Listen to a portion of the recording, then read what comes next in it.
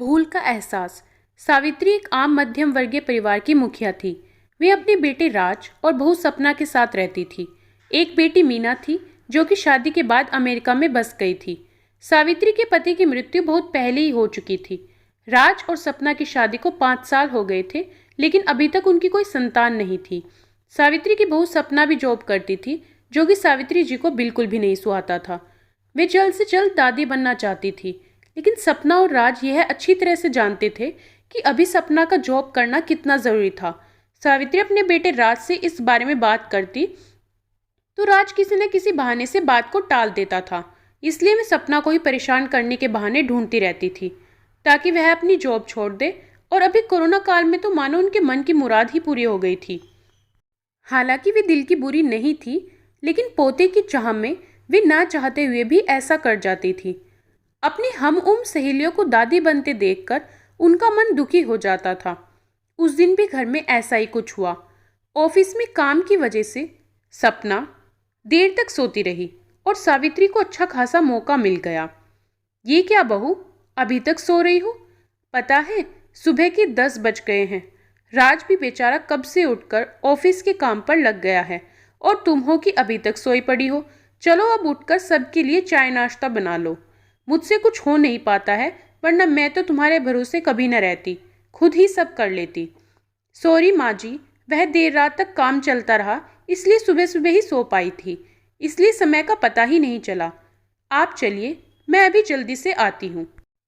हाँ हाँ ठीक है, मेरा कुछ नहीं, पर राज को देख लो, उसे कुछ चाहिए तो नहीं? कब से उठा है बेचारा। हे भगवान, मुझे जल्दी से ठीक कर दे ताकि मैं ही अपने बेटे का ध्यान रख सकूं, सावित्री ने नाटकीय अंदाज में कहा। सावित्री जी ने अपनी बहू सपना को उठाते हुए कहा। सपना ने घड़ी देखी तो वाकई 10 बज गए थे।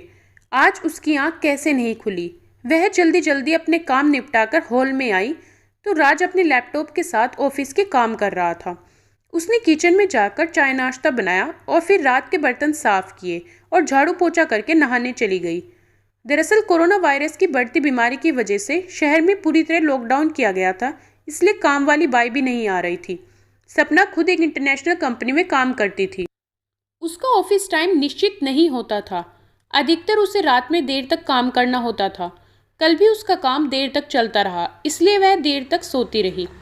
सपना नहाकर आई तो देखा कि उसकी सास अपने कमरे में अपनी सहेली से फोन पर बात कर रही थी। बातचीत में अपना नाम सुनकर सपना सास की बात सुनने लगी। अरे कमला, तुम भी अपनी बहू को ज़्यादा सर पर मत बैठाओ। बहू को ज़्यादा उड़ने दोगी तो कल को अपनी नौकरी के चक्कर में वह तुम्हें ही घर की नौकरानी बनाकर छोड़ेगी। मैं तो भाई शुरू से ही सपना के नौकरी करने के खिलाफ थी। अब करे नौकरी शौक से, पर साथ साथ घर के काम भी करे। मैं तो बदन दर्द का बहाना बनाकर बैठ जाती हूँ, नहीं तो सारे काम का बोझ मेरे सिर पर आ गिरता। मैं कोई मुफ्त की नौकरानी थोड़ी ही हूँ। मैं तो कहती हूँ तुम भी यही किया करो। सास की बात सुनकर सपना की आंखों में आंसू आ गए।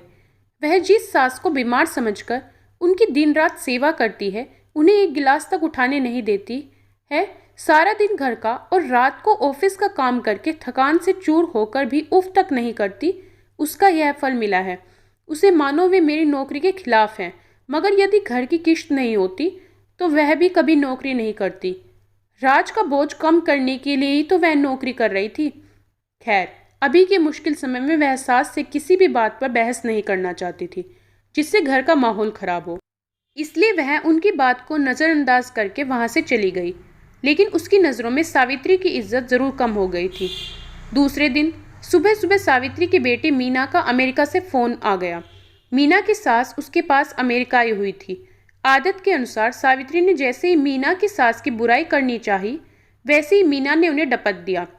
माँ, आप बिल्कुल भी माँ जी के बारे में अनाप शनाप नहीं बोलेंगी। पता है आपके चक्कर में आकर मैंने उनके साथ कितना बुरा व्यवहार किया था, लेकिन आज मुझे उनकी कीमत पता चल गई है। तुम तो उनके यहाँ पर आने के कितने खिलाफ थी, मगर आज अगर वे यहाँ नहीं होती न माँ, तो ना जाने हमारा क्या हाल होता। तुम्हें तो पता ही है कि मेरा नौकरी करना कितना ज़रूरी है। कोरोना ने यहाँ भी ऐसा कहर ढाया है कि घर से ही सब करना पड़ रहा है। अर्णव का बेबी केयर सेंटर भी बंद है। मैं और राघव फुल टाइम बिजी रहते हैं। ऐसे में माँ जी ने अकेले ही अर्णव के साथ साथ पूरे घर का सारा काम संभाला हुआ है। मुझे कुछ भी नहीं करने देती है। अगर वे नहीं होती तो माँ हमारा क्या होता। यह सोचकर ही रोंगटे खड़े हो जाते हैं। सच में माँ, वे कोई साधारण महिला नहीं है, बल्कि मेरे लिए तो देवी के समान है। मेरे इतना अपमान करने के बावजूद। और मीना रोने लगी। उसने फोन कट कर दिया। मीना की बात सुनकर सावित्री की भी आंखें भर आई। उन्हें अपनी भूल का एहसास हो गया था। सपना तो वाकई उनका कितना ख्याल रखती है। उनकी कड़वी से कड़वी बात का भी बुरा नहीं मानती है, उल्टे जवाब भी नहीं देती है। वाकई अभी का समय तो एक दूसरे को हौसला देने का है, सारे गिले शिकवे भुलाकर एक दूसरे की मदद करने का है। तो फिर वे स्वार्थ में कैसे अंधी हो गई थी, इतना कैसे गिर गई थी कि ऐसे मुश्किल समय में अपने ही परिवार की सहायता नहीं कर सकती। उन्होंने उसी समय सपना को बुलाकर उसके सिर पर प्यार से हाथ फेरते हुए कहा, सपना, आज से घर के कामों की आधी जिम्मेदारी मेरी रहेगी। मैंने आज तक तुम्हें जो भी कहा और किया उसके लिए सॉरी। चलो अब तुम जाकर आराम करो, खाना मैं बना लूंगी। इधर सास का बदला हुआ रूप देखकर सपना की भी आंखों में खुशी के आंसू आ गए और अपनी सास के प्रति उसके मन में फिर से पहले वाला सम्मान वापस आ गया था। कहानी कैसी लगी कमेंट करके ज़रूर बताएं। कहानी पसंद आए तो वीडियो को लाइक, शेयर और चैनल को सब्सक्राइब ज़रूर कीजिएगा।